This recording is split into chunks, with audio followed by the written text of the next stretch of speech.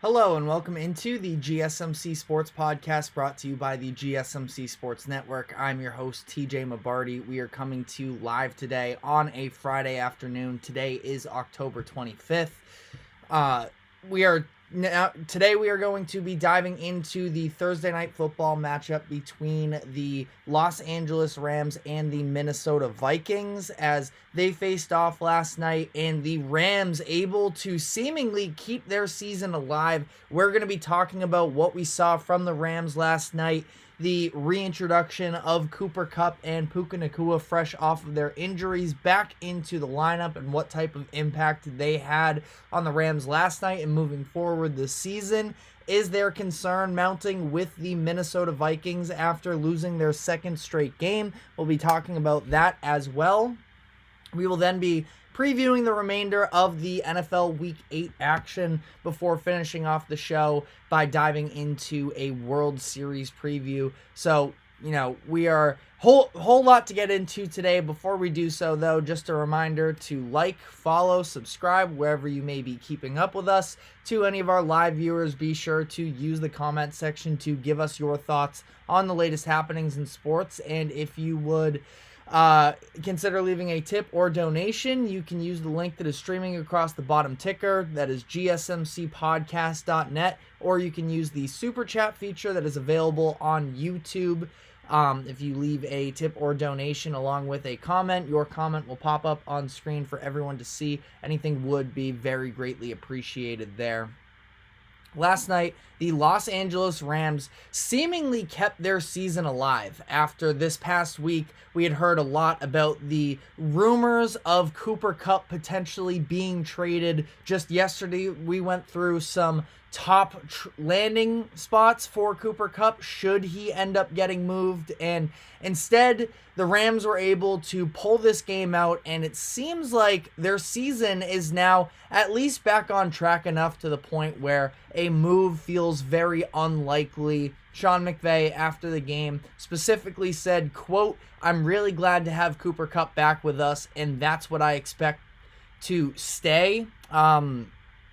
I expect things to stay that way. So he definitely seems like he is on board with Cooper Kupp remaining with the franchise, which really shouldn't be, all that much of a surprise. We talked about this yesterday. The fact that, it would be one thing if the Rams had fallen to 2-5 and, they were entirely out of the race. I mean, the Rams, it seemed like early on through the first few weeks, were headed towards a little bit of a season from hell type of year, but instead they have kind of also lucked out in some way. I mean, the injuries that they've been dealing with, hard to say that they've been a particularly lucky team this season. Cooper Kupp, Puka Nacua both going down, being placed on IR, having the offensive line injuries that they've suffered as well has certainly not been good fortune for them. But if you look across the division in the NFC West and overall where they stand right now, I mean, their season is very much still alive after last night's win,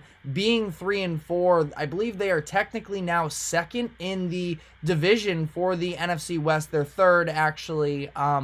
But you look at the division as a whole. I mean, Seahawks, the only team with a winning record. They're 4-3. Nobody has really separated themselves from the pack. You have very evenly distributed, interdivisional results where it's only the Cardinals that have gone undefeated in divisional play early on this season. Everybody else sort of splitting wins here and there. So the NFC West is very much still up for grabs, and there's an argument to be made that the Rams can certainly be the team to sort of separate themselves moving forward. They have one of, if not the best head coach in the NFL in Sean McVay. I know that maybe some of the shine is worn off from the media because of the fact that, they aren't exactly a new thing anymore. Sean McVay, I believe 38 years old and in his 8th season coaching as a head coach in the NFL, which is ridiculous at this point that is a real stat, but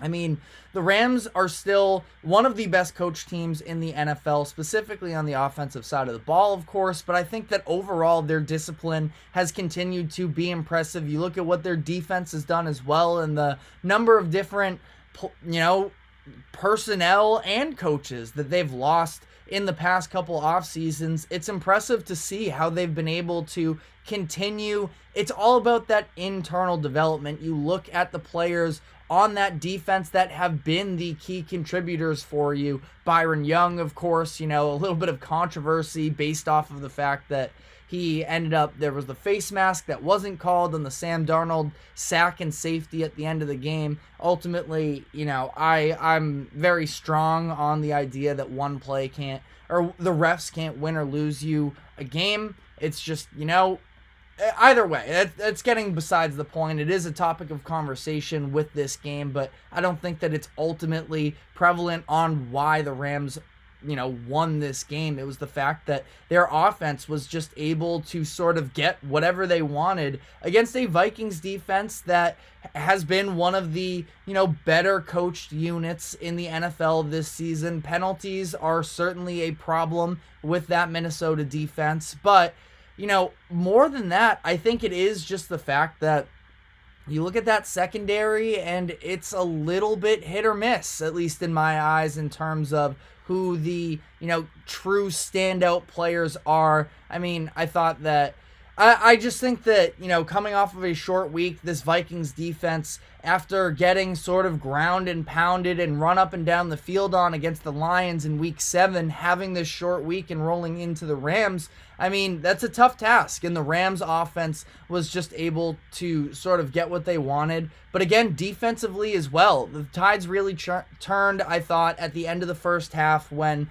the Vikings left tackle Christian Darrisaw ended up going down with an injury. It's actually a little bit of breaking news here, I suppose. Ian Rappaport did just tweet out that he suffered a knee injury that will require season-ending surgery. So we'll talk more about the, big picture extent of that shortly here when we move on to the Vikings. But, that was the point in the game where the Rams defense really did start to have more of an impact. Byron Young with the pressures that he was able to bring. Jared Verse, who I think comfortably at this point should be the front runner for Defensive Rookie of the Year. He had a very nice game for himself as well with the way that he was able to sort of dominate the line of scrimmage. And you just look up and down this defense. Again, those are sort of the edge rushers that maybe are a little bit more eye-popping, but they've gotten huge contributions from Kobe Durant and Quentin Lake and these players that they are drafting with sort of later draft capital that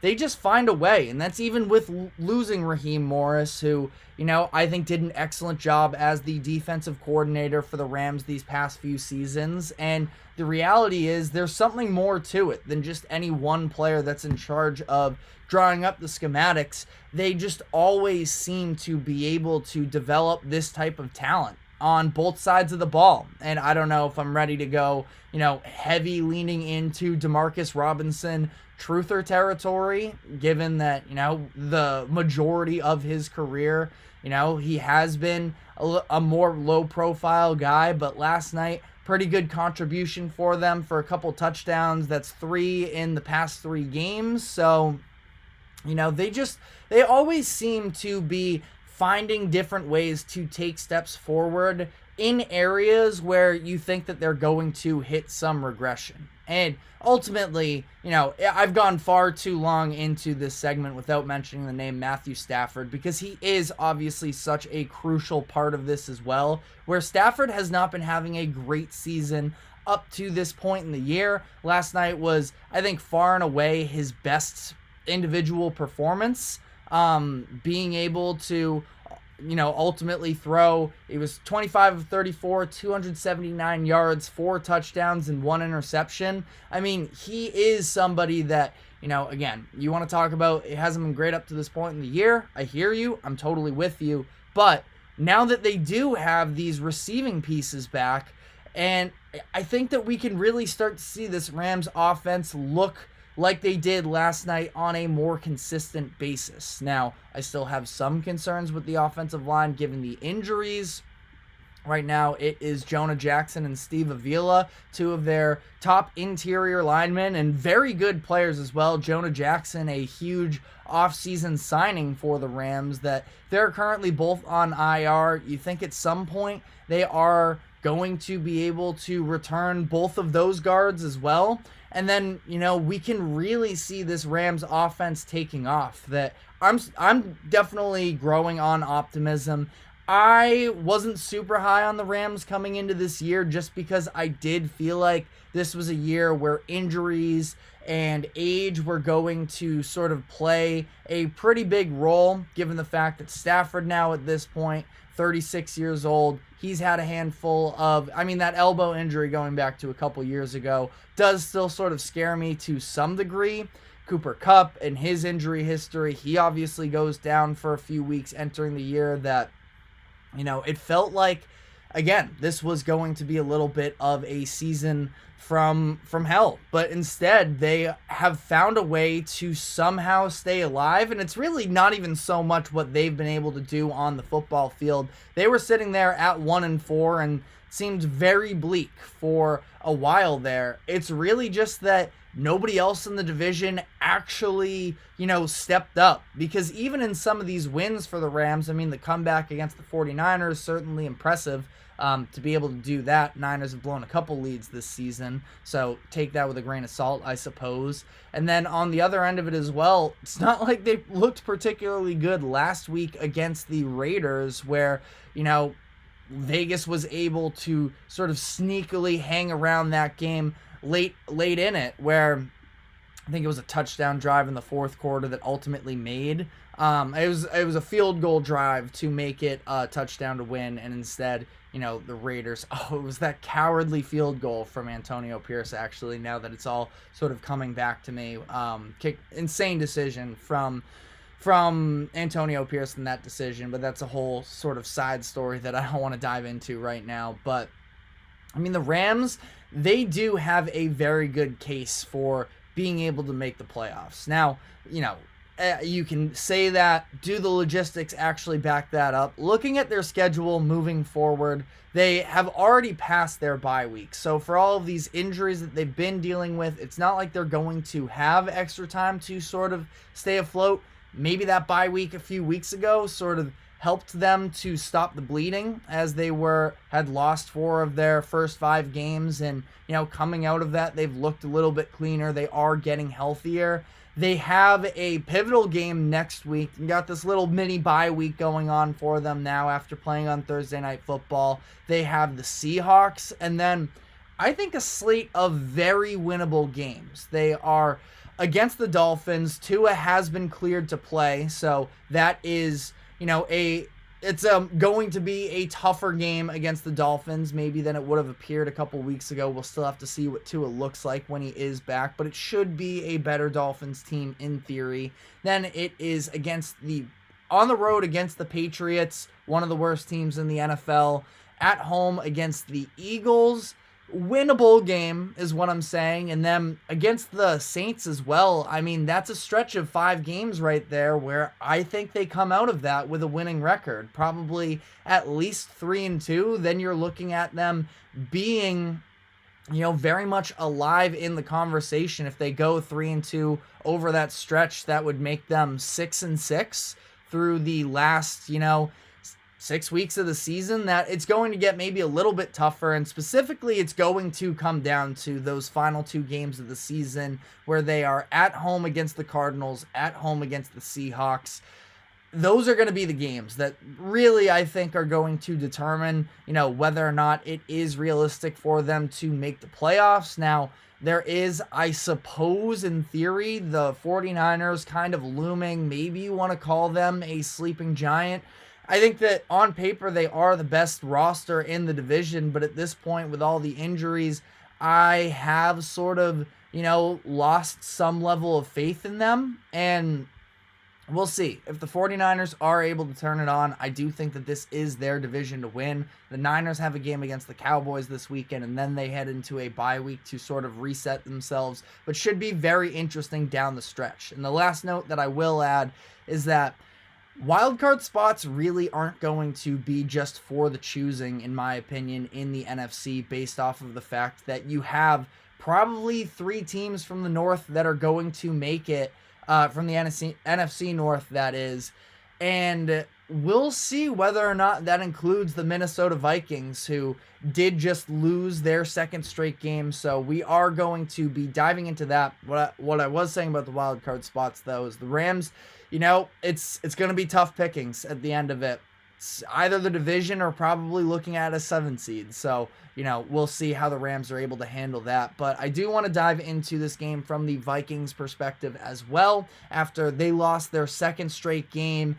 And they were such a, feel-good story coming into the year. Now they have real expectations. So we're going to talk about whether or not that is justified, what it looks like for the Vikings moving forward, and what hasn't been going right for them these past couple weeks. But before we do so, we're going to take a quick break. Do not go anywhere. We will be right back. I feel like I'm losing my mind. Is everybody in the world blind? Please, Lord, give me a sign, a sign. I feel like I'm losing my mind. Is everybody in the world blind? Please, Lord, give me a sign, a sign. I wanna be the greatest. Everybody on the fake shit. I look around and feel like everybody is the fakest. I make this every day and I'm impatient, hoping one day I blow up from the basement. Statement, the top is so vacant. I don't hear shit that I think is amazing. Waiting for my day when I'm playing sold out shows for 1,000 faces. Hey, give me that crown, get in my way and to be put down. It ain't your place, all this my town. If I want that shit, then I'll get it right now.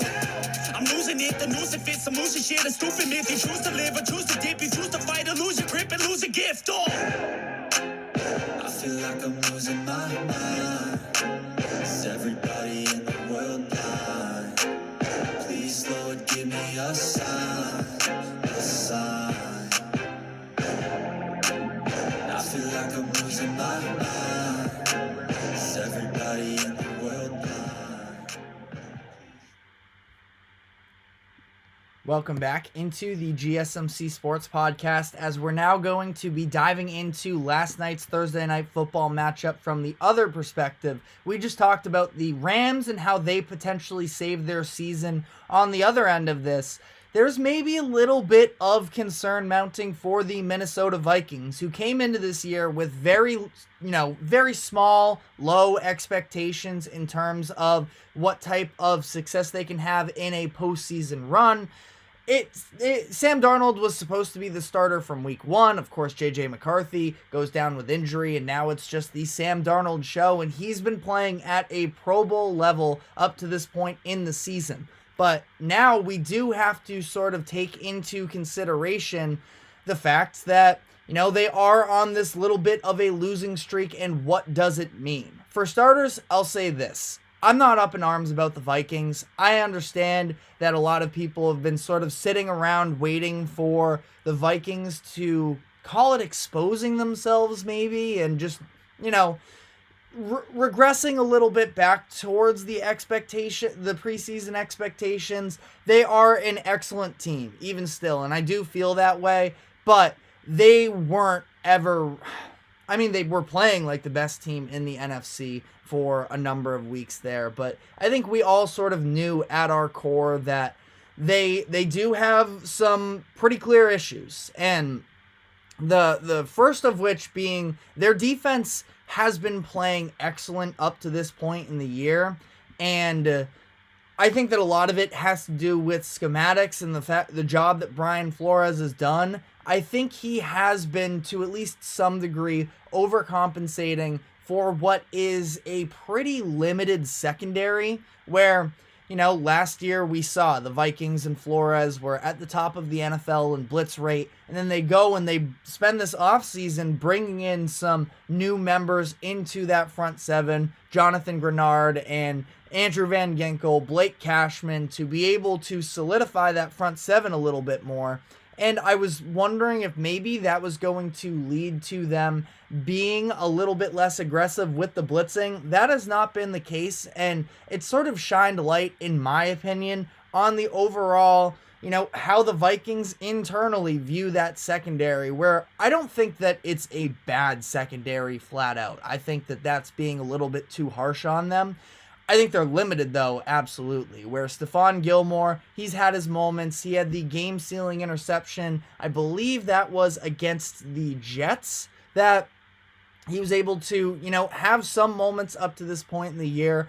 I think more times than not, though, he does look a step slower. He is older at this point now, playing in his age 34 season. That, natural regression is obviously to be expected. He hasn't been that same level of cornerback for the past few seasons, and they're very heavily relying on him.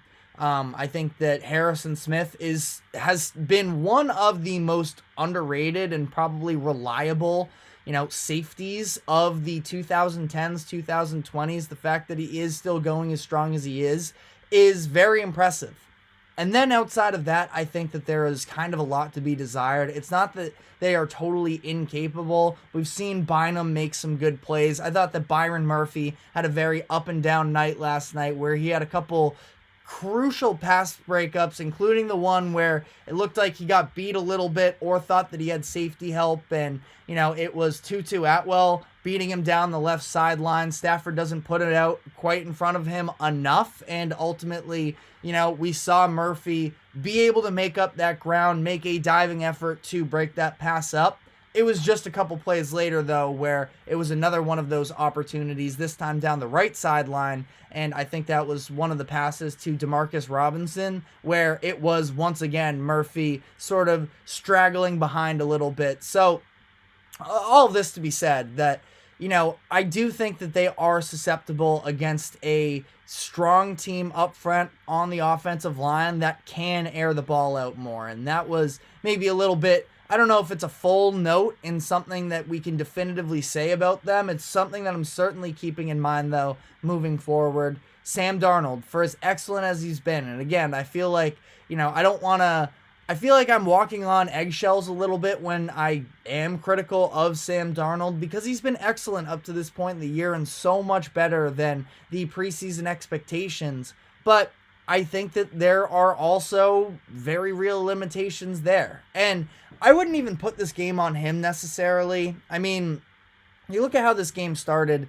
I mean, it's tough because they came out and they dominated through their first two drives, where it was touchdown, pretty easy. Receivers were creating separation. The offensive line was holding up. Aaron Jones, that run game was at least prominent enough to the point where they were kind of having whatever they wanted. They weren't getting behind the sticks, anything along those lines. And then all of a sudden it just stopped. And after those two drives, they got 2 field goals throughout the rest of the game. And it was just not enough to, sort of compete. And I do think that it's one of those interesting things. I'm not going to say that the Vikings aren't capable of winning a shootout. We've seen them win some higher scoring games. Against the Packers, they win 31-29. I don't know if I would call that one a shootout per se. It was more so the Vikings just getting out to a dominant start and then the Packers making things interesting at the end.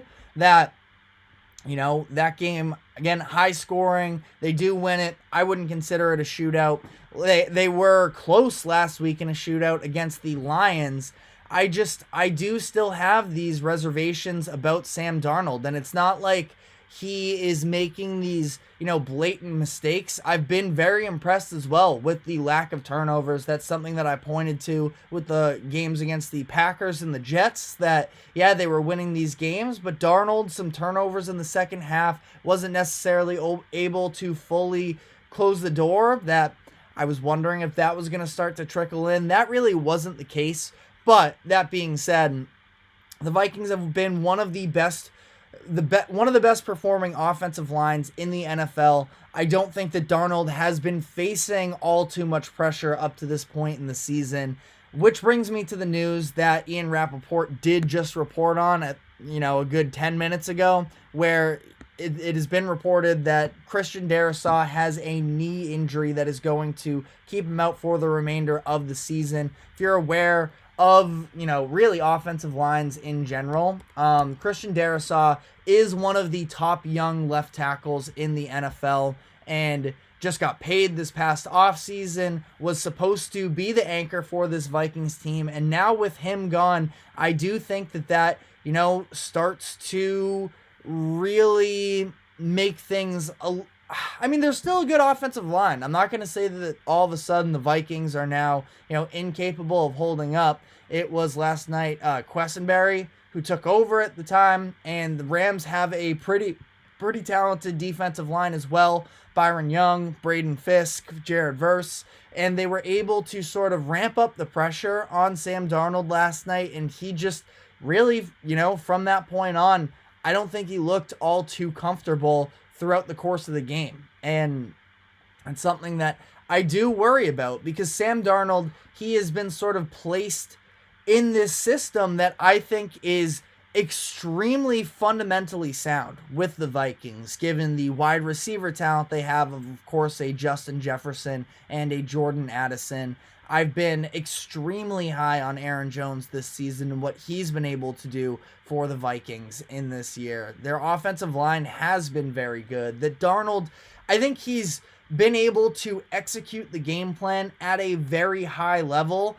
I still have, and again, fair or unfair, I just haven't seen it, and I'm kind of trusting as much as, if I'm just going to blindly trust my eyes right now, Sam Darnold has been very good up to this point in the year, but I do still have these concerns of, when things get off script, when you get pushed behind the sticks, or when you face adversity. I don't know if Sam Darnold is necessarily, I still don't really have faith in him of being the guy that is able to dig you out of some of these holes. I mean, the consistent game plan for the Vikings up to this point in the season has been get out to a hot start and sort of sit on the lead a little bit. And they had some dominant performances against the 49ers and the Texans. I guess you can throw week 1 against the Giants in there as well.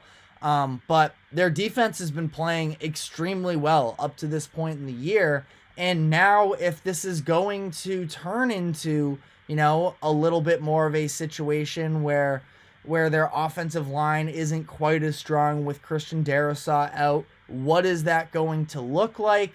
This defense, again, I think their defense will ultimately still be fine. I think that playing the Lions and then going into a short week against an offensive coordinator, the likes of Sean McVay, that's certainly a tough matchup. I think they will be able to bounce back. But, if their defense does look a little bit more limited on the field, is Darnold capable of going sort of shot for shot with some of the other top quarterbacks in the NFL? Now, in terms of overall concern level with the Vikings, it's still very low for me, because they are 5-2. They playing with house money pretty much at this point. And you look at their schedule coming up, they have 3 consecutive AFC South opponents in the Colts, Jaguars, and Titans. So literally the 3 worst of the AFC South as well. Now, 3-game road trip from weeks 10 through 12. Not ideal necessarily, but I think that the Vikings are going to be able to get back in the win column. And, at that point, they win 2 of those 3 games against the South. They're looking at 7 wins, and probably doesn't require much more to be able to close out this season. Now, that being said, the big thing for the Vikings is they are going to be headed into a stretch down the final part of the year where they have a lot of divisional games to play. They have 2 games against the Bears still, a game against the Packers, and a game against the Lions. Packers and Lions coming in the last 2 weeks. Those are situations where, again, sort of similar to what we just talked about with the Rams. It's the North is a better division than the West is, but still contested all the same. And sort of anything can go. You have difficult opponents there, so it should be very interesting to monitor with the Vikings moving forward. But we are going to now be moving on to the remainder of the Week 8 slate in the NFL, and we're going to be talking about the top storylines for this upcoming weekend, headlined by the return of Dolphins quarterback Tua Tagovailoa. So that's where we're going to be leading off and then looking across the NFL. So we are going to be diving into that, but before we do so, we are going to take a quick break. Do not go anywhere. We will be right back. Looking for your daily fix of sports talk without having to pay for it? GSMC Sports Network is available on YouTube. Just search GSMC Sports Network. Get your fix of daily sports talk shows on YouTube, absolutely free. NFL, college football, NBA, MLB, MMA, UFC, fantasy football, and so much more. GSMC Sports Network has shows running all day long, with new sports shows starting every 2 hours. Just like on your favorite cable sports channel, except GSMC Sports Network is absolutely free. Just search GSMC Sports Network on YouTube to catch one of your new favorite shows, like the GSMC College Football Podcast, Chip Shot Football Podcast, Hoops and Heels Women's Sports Podcast, GSMC Basketball Podcast, and so many more. Check it out for yourself. GSMC Sports Network, now available on YouTube, absolutely free. Search GSMC Sports Network on YouTube right now. Welcome back into the GSMC Sports Podcast as we are breaking down some of the NFL Week 8 action. Just talked about the Thursday night football games, and we are going to be moving on here to the remainder of the slate for this upcoming weekend. And the number one storyline in the NFL, I believe at least for this upcoming week, is the return of Tua Tagovailoa. The Dolphins quarterback is expected to start this weekend against the Cardinals. Obviously, there is a ton of drama and such behind that situation with the concussions and, the debate around whether or not he should play. I'll say it again, like I said initially when this happened, at the end of the day, this is none of our decision as to whether or not Tua should play. I think it's even, more of a debate as well when you talk about whether or not Tua should be wearing a Guardian cap, which he is choosing not to. Besides the point, again, I understand all of the politics and such behind that debate, but really, it's just about can he play at this point, and what level of expectations should we have for Tua? Because the Dolphins have been very disappointing up to this point in the year. Of course, they are 2-4. Their offense has been dreadful, which is probably the last thing that you would expect from a Mike McDaniel coached team, that he's supposed to be this, offensive mastermind, and they still do have, and I understand how important, Tua is, having her starting quarterback, what that means, etc., but the fact that they still have these weapons in Tyreek Hill and Jalen Waddle that have practically become non-existent up to this point in the season because nobody is there to be able to get them the ball. You have, specifically that moment, Tyreek getting heated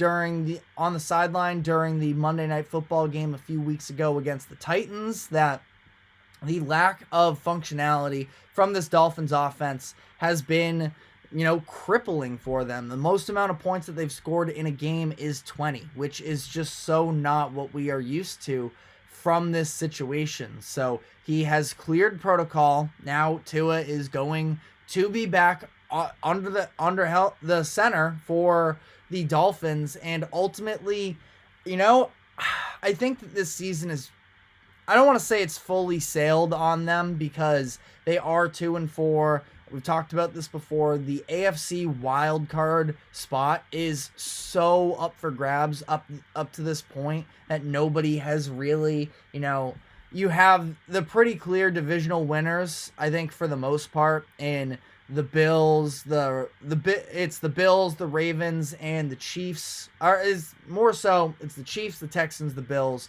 I guess the Ravens, there's a little bit of contention there with the Steelers behind as well, but those are pretty solidified 5 playoff teams, I would argue, at this point. And then the 6 and 7 seeds are very much still up for grabs. Now, are the Dolphins going to be able to make the push to be able to, reinsert themselves into playoff conversations? My gut reaction at this point would be no. Was a little bit pessimistic on the Dolphins coming into this season.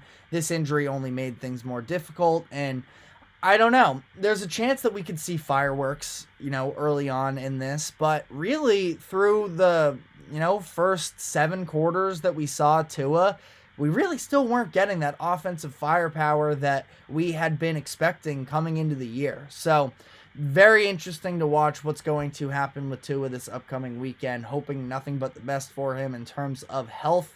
Going to be an interesting game against what is a scrappy Cardinals team. Dolphins are currently favored by 4 points in that one.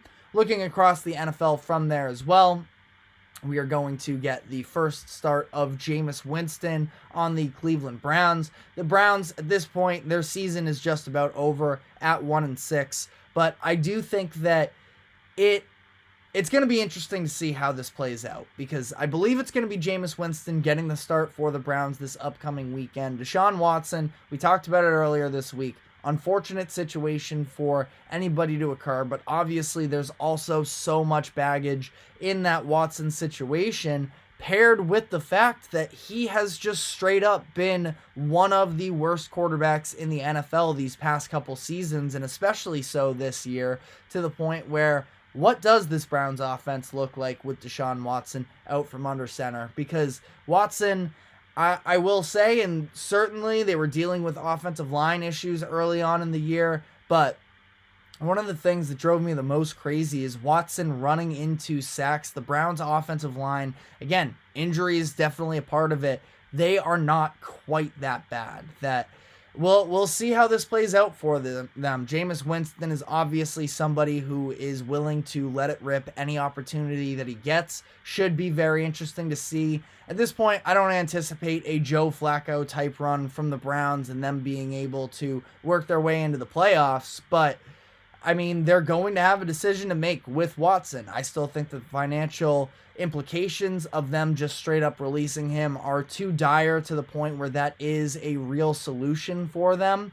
But it's a situation where if the Browns offense does look more sustainable that, through this stretch, I think it's very fair that we could be looking at the Browns trying to use a first round selection on a quarterback next year and just sort of moving on, having an extremely expensive backup on the payroll in Deshaun Watson, but not as expensive as just releasing him altogether to eat a $172 million cap hit. So the Browns play the Ravens, which is a defense that, as much as they are very talented, the Ravens are one of the best teams in the NFL. I had them at number 2 in my power rankings yesterday when we went through it, but they have been one of the worst performing passing defenses in the NFL up to this point in the season. And I don't know. I don't have confidence in the Browns necessarily, but I do think it will be something very interesting to monitor. Kind of robbed of what should have been the biggest storyline of this upcoming weekend in Bears versus Commanders, where it was supposed to be number 1 overall versus number 2 overall in Caleb Williams versus Jaden Daniels, but Daniels ends up suffering the injury last week against the Panthers, and he has not been participating up to this point in the week. It seems like he is not expected to play. I don't know if we have an official ruling on that just yet, at least at the time of this recording, but does not seem optimistic. So pretty unfortunate there to not get that one. What I think is the game of the weekend is the Philadelphia Eagles versus the Cincinnati Bengals. Two teams that are, in, I suppose, the realm of Super Bowl contention, or at least if you talk to me headed into this season, I probably would have said that with my chest a little bit more. seen a lot of shakiness from both of these teams up to this point in the season. That being said, I do feel like we've seen them improve for the most part. When you look at the Bengals specifically, their offense has been very largely uninspiring these past couple weeks, but I still continue to think that I'm not worried about the offense. It's about the defense. The defense playing two bad offenses the past 2 weeks in the Browns and the Giants, but can allow just a combined total of 21 points in those two games for a team that was getting run through by anybody and everybody through the beginning of the season. I think that is pretty encouraging for them. Definitely going to be key for them to be able to have the defense behind them if they are going to try and pull off an improbable run to the playoffs. And then on the other end, the Eagles, their biggest concern really has been coaching up to this point in the season, where, you look at Nick Sirianni, you look at the offensive strategy, specifically I wouldn't say lack of use of Saquon Barkley. Barkley is ultimately still getting his, but I still cannot wrap my mind around the fact that these past few games, it just feels like the Eagles are almost, I don't even think it's hesitation. They are just neglecting to use Saquon early on in the first quarter. I believe the Eagles are still at 0 points scored in the first quarter throughout the entire season, which is ridiculous. Nick Sirianni isn't concerned, but that's not sustainable, especially when you go up to play a team in the Bengals where the Bengals can get out to hot starts. And the Eagles, most notably in their game a few weeks ago against the Buccaneers, that is a game where they took their time and their defense is good. I think improved. I really like what I've seen from, some of their defensive additions, the Zach Bond being the big one, the linebacker for them. Their rookies, Cooper DeJean and Quinyon Mitchell, have both been very solid as well. So the defense has been, improving as well, but I don't think they can go on all that long with just continuing to, come out to these slow starts, that they're going to need to be better. And again, I do think Eagles-Bengals is probably going to be the marquee matchup of this upcoming weekend. And then finally, some brief thoughts here on Cowboys versus 49ers. These are two pretty desperate teams at this point.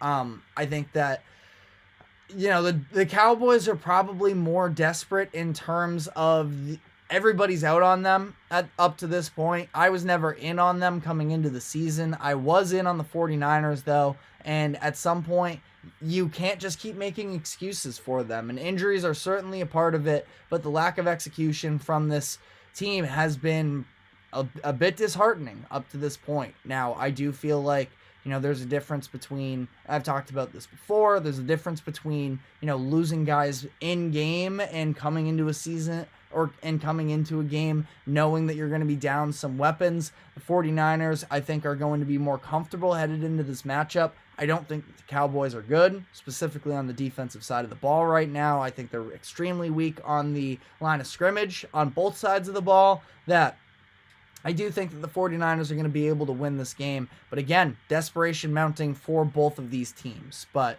let me know what you're most excited for this upcoming weekend. We are now going to be handing out our top 5 best bets of the week for against the spread this upcoming weekend. So we're going to be diving into that. But before we do so, we are going to take a quick break. Do not go anywhere. We will be right back.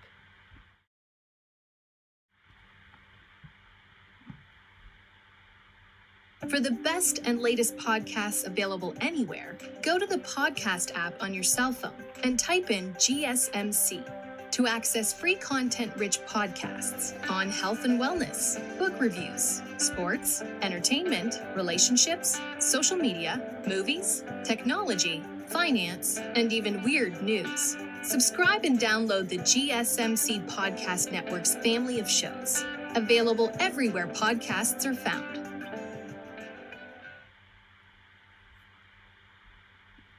Welcome back into the GSMC Sports Podcast, as we are going to now be doing this week's version of the best bets. We don't have the accompanying graphics this weekend, unfortunately, but overall, still having a good season. Last week in week 7 was our first losing week of the season. That we went 2-3, came half a point away from that Packers game of being able to pull out another winning record, but it's fine. Overall, season as a whole, we are looking at 22-12-1. So overall, I think we're having a pretty good feel for the board as a whole. This upcoming weekend, I think is, largely on the right pace. We've been struggling with underdogs for a lot of this year, has sort of been the key issue, is finding the underdog teams, and we're going a little bit unconventional this week. First off, we have the Colts +5 against the Texans. The Texans, I think, are pretty clearly the head and shoulders better team than the Colts are, but the last time we saw these teams face off in week 1, the Colts kept it close. That was actually a game that we had picked before, and they hit for us then. And this time, I think at that point in week 1, the spread was 3 points. It finished up by the Colts getting that backdoor cover, losing by 2.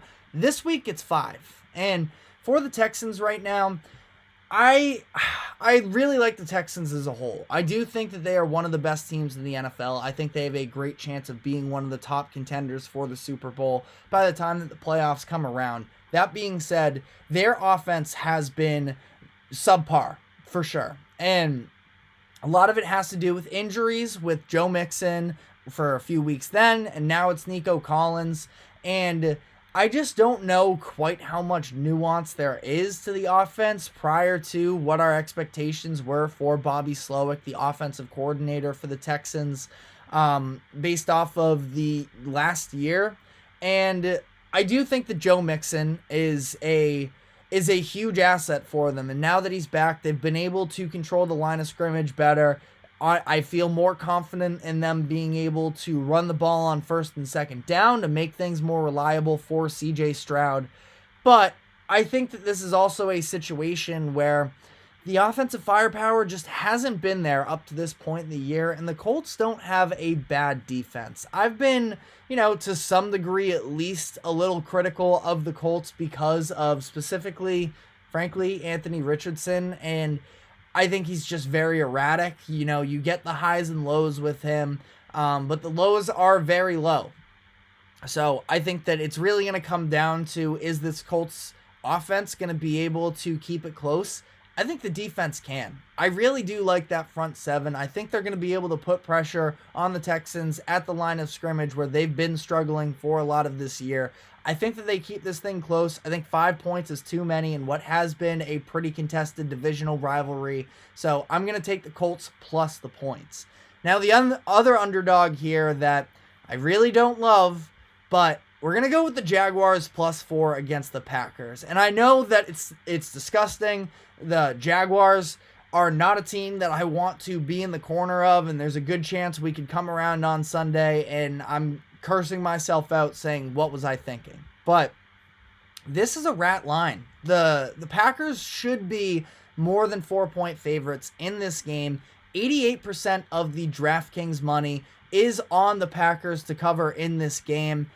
For the Jaguars, listen, I don't have a ton of great arguments as to, overall what I think of that roster. Other than that, they're not a good team. They should not have been anywhere near as bad as they were through the first handful of weeks. And I think that they're starting to find their offensive identity a little bit more. Tank Bigsby has been huge for them out of the backfield. At this point, it seems like he might be overtaking the role from Travis Etienne, who is currently dealing with an injury. But Trevor Etienne, I get Trevor and Travis mixed up all the time. But either way, Bigsby, the running game has looked a lot better. Now, maybe recency bias and just because they did it against the Patriots last week and their bad rushing defense, that maybe I'm being a little bit obscured there. But they also have Brian Thomas Jr., who is emerging as, I wish I more confidently stood on the fact that I think that Brian Thomas Jr. can be a number one in the NFL. That's how I felt coming into the draft, but I was a little bit tentative on it, and he has looked awesome up to this point in the season, and he's been a huge difference maker for this Jaguars team. Now, it's about the layers to it. The Packers have been a very good performing defense up to this point in the year relative to what a lot of people thought. Again, I don't love it necessarily. I'm taking the rat line. I'm going with the Jags +4 and just hoping for the best. But moving on here, the Jets against the Patriots. I do have the Jets covering -7. And this is a situation where a ton of points, obviously. The Patriots are probably the worst team in the NFL, not named the Carolina Panthers. And I just think that the Jets are going to, I mean, we saw what happened on Thursday Night Football a few weeks ago. Now, Drake May is in at least, so, the Patriots could have a little bit more offensive firepower, maybe a little bit more balance. Even still, though, they have been, really, since that Jets game, entirely exposed of not being able to run the football. Drake May, again, he can provide a little bit more of a passing threat, but the Jets offense has probably looked the best it has all season against the Patriots early on in the year. I don't think that the Patriots have necessarily improved since that point either, outside of Drake May, which is a considerable upgrade over Jacoby Brissett. But also, you go back and you look at that game from, it was week 3, I think, at this point, and the Patriots lost by 21 points. I don't think that Drake May accounts for 21. Maybe you want to talk about the fact that that was on a short week. I don't really want to hear it. The Patriots, and I'm a Patriots fan, and, I would love for them to be able to really stick the dagger in the Jets and kind of, have their season entirely fall apart, but I don't have that type of confidence in the Pats. They're just not good. So we're going with the Jets -7 against New England. Next up, sticking in the AFC East, Bills against the Seahawks. This is a game where, both of these teams seems like are on similar-ish tiers, where the Bills, I mean, they have higher expectations, but in terms of what they've proven this season, I mean, they haven't necessarily separated themselves into a true Super Bowl contender.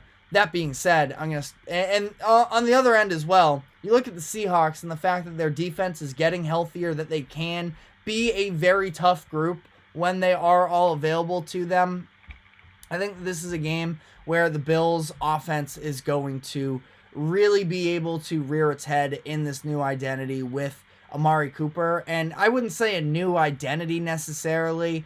It's that they have the identity already now of being able to establish the run and ground and pound and everything along those lines, but they haven't been able to air it out, which should not be the case for Josh Allen, where he is as talented as he is. He's just had nobody to throw to up to this point in the year. Amari Cooper, I think, is going to be a huge addition for them moving forward this season, and I think that the Bills are going to be able to go into Seattle and, be able to shut them down. The Bills have a very good defense at this point. I'm confident in saying that, a lot of people want to look to that Ravens game, and I understand that was a bad performance. Maybe it is a little bit of foreshadowing to some degree that the Bills aren't elite, but they were missing both of their starting linebackers in that game. Or Terrell Bernard, that might have been his first game back, but I don't believe so. Either way, without Matt Milano, without Terrell Bernard, now they're getting healthier, or, to a degree, they're getting healthier on the defensive side of the ball.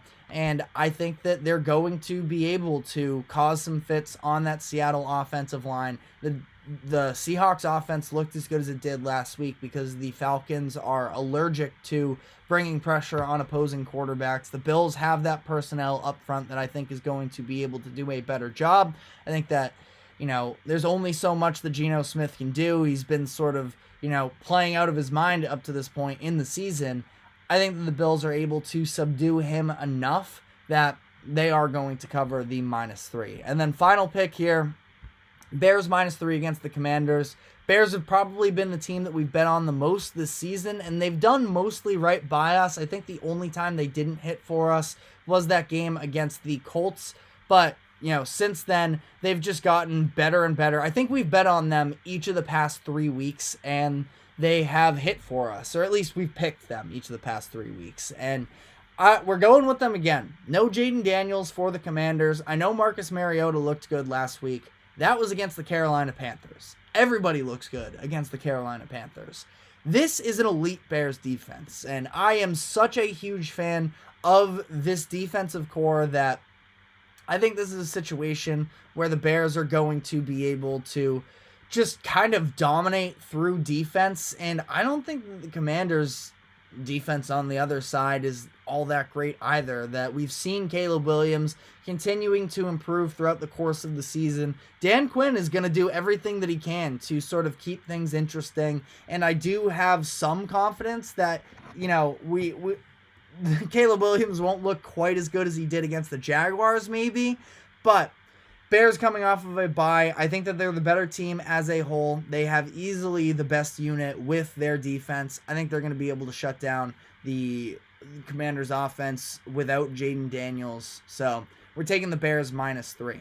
But let me know what your thoughts are in the comment section. Let me know what your leans are, and we'll sort of give our 2 cents on whichever games you are looking at. But we are going to be wrapping up the show today by discussing the World Series, which it begins tonight. Yankees, Dodgers, you know, about as historical as you can get in terms of having these big name franchises. So we're going to be running through some keys to the series, and ultimately I am going to be making my prediction. So you will not want to miss that. Before we do so, though, we are going to take our final break. Do not go anywhere. We will be right back.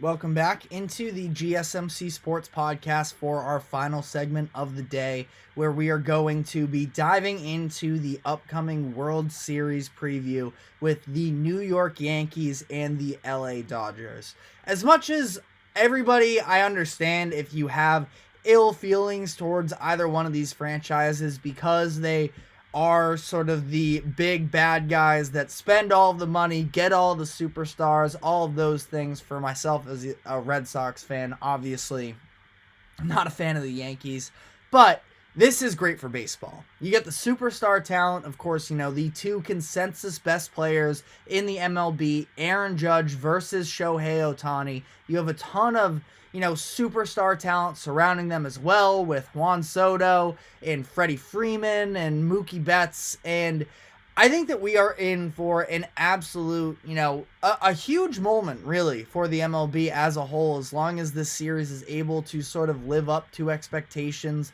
which I do think is going to be the case. You're talking about, you know, I feel like it's been years since, especially in this new MLB playoff format, where it's been a little bit more favorable to wildcard teams, where we have the best regular season team from the American League facing the best regular season team from the National League facing off, and both sort of peaking at the right time as well, where it's not like either one of these teams have sort of been slowly, you know, making their way through the playoffs. Both of them have been largely dominant. So sort of diving into, we're going to look at the different, you know, scopes of this series preview, starting with offensively, where I definitely do lean with the Dodgers because of their depth. Now, the counter argument, is really inherently that Aaron Judge still is not fully woken up. We've seen glimpses and maybe those, at-bats that he had that he was able to, build a little bit momentum coming into this season. Maybe he found, this series, and maybe he was able to find something. It's not about, Aaron Judge necessarily. I do feel like he's going to find his swing again, and that's really not going to be an issue. I don't think that automatically, a lot of an argument for Yankees fans may be that as soon as Judge does get going, that it's over. I don't think that's totally the case, because you are looking at what has been a very top-heavy offense for, really it was last round. I know they were getting some contributions from the bottom third of their lineup in their series, in the divisional series, that, maybe there's something to reconcile there after it's been, a little bit more of a quiet championship series against the Guards, that, maybe you get something. I wouldn't be banking on it. There's also the factor of, can Giancarlo Stanton continue to rake at the level that he is? I definitely wouldn't want to pitch to him if I'm the Dodgers right now. We're probably, erring on the more cautious side of things, but it's a fair question to ask, I think, of, is this just who Stanton is? This playoff Giancarlo? Is he really, I don't want to say all he's made up to be, because he is the reason why the Yankees are in this position right now in the World Series. So I don't think that, if he doesn't do what he has been doing these past couple rounds, that's not an indictment on him. But he's been, overachieving a little bit, you could say. So we'll see whether or not that's consistent. On the other side of this, the Dodgers, I just think top to bottom really are the better lineup as a whole, and I would be very curious to hear the argument against that, considering that you do just have so many different, players that are available for the Dodgers. You look at Kike Hernandez and the moments that he's had this postseason. Max Muncy, where he was 12 straight on bases, reached first base, 12 straight appearances as well during that stretch against the Mets as well, that, it kind of makes you forget about somebody like Teoscar Hernandez as well, that they just paid to bring in this past offseason, and somebody who could certainly, sort of come out of the weeds a little bit after that series and be able to, Teoscar had the grand slam against the Padres. It's not like he hasn't done anything, but in that Mets series, largely quiet is really what I would sort of,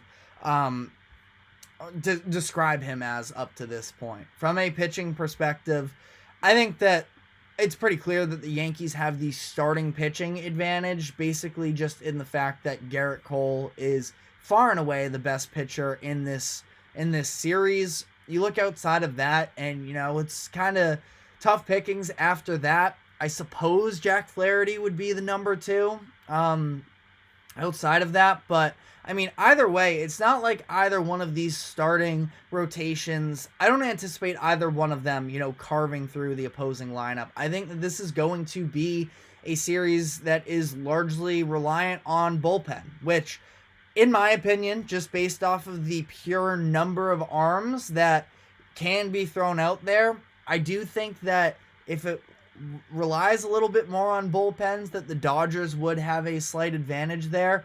But that being said, that's where the Yankees are really going to need to hone in and get some quality starts. Even call it like 5 innings is kind of, where the Yankees, I think, are going to need to be, as to not overly tax their bullpen. This playoff run has been very much reliant on, really, it's 3 guys in Luke Weaver, Clay Holmes, and Tim Hill, that outside of that, we saw some Mark Leiter Jr. late in the series against the Guards, and he pitched pretty well for whatever, that's worth in limited sample size. But I do worry a bit about that Yankees bullpen as well, where, Luke Weaver is, I still think he is, in prime position to be the closer for the Yankees, but we saw him, have stumble a little bit, you could say, in that Guardians series, a couple outings with runs allowed.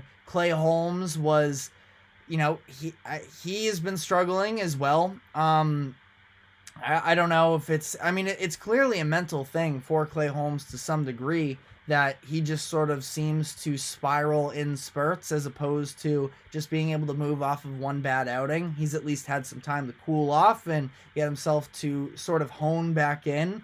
Ultimately, it's not like he is going to be, the closer for them in these ultra high leverage situations, but they're going to need him as that sort of shutdown middle reliever to be able to, get the job done. And I just think when you look at the Dodgers and what they have out of that bullpen and the way that they've been able to produce, that, one of my biggest knocks against the Dodgers going back to that Padres series was, okay, Game 4 elimination game, and you're having to rely on a bullpen game. This isn't going to go well for you. And instead, they've just kind of said, F that. And they've been able to throw out a number of different players that have been huge for them, where you look at the, a little bit more recent additions of Blake Trinan to the back end as well, Anthony Banda, and just the overall situation with them at this point. I do think that they are a slightly better group. Brent Honeywell as well, I suppose, is another name to add to that list, but I think that ultimately this game is going to come down to the bats, and I think that this is a situation where the Dodgers are going to be able to break through in those big moments. That I don't have a ton of faith in the Yankees pitching staff, even to this point. They're going to need so much production from that top of the lineup. We'll see. I think the Judge is going to be able to have a little bit of a coming out party in this series against the Dodgers, but I'm going to pick the Dodgers in this one. I'm going to go 6 games with it. Either way, this is going to be must-see TV based off of the implications for the sport as a whole, having all of this superstar talent available. It should be a lot of fun. So that game, this series starts tonight at 8:08 p.m. Eastern. Will not want to miss it. We'll be keeping you updated when we come back on Monday. But as for that is all the time we have for today. Thank you very much for tuning into the GSMC Sports Podcast. Thank you to the GSMC Sports Network for allowing us to host this show. Remember to like, follow, subscribe wherever you may be keeping up with us. Be sure to check us out on social media as well for more exclusive short content. And we will be back on Monday afternoon, same time as always, at 2:00 p.m. Eastern. We will see you then. Take care.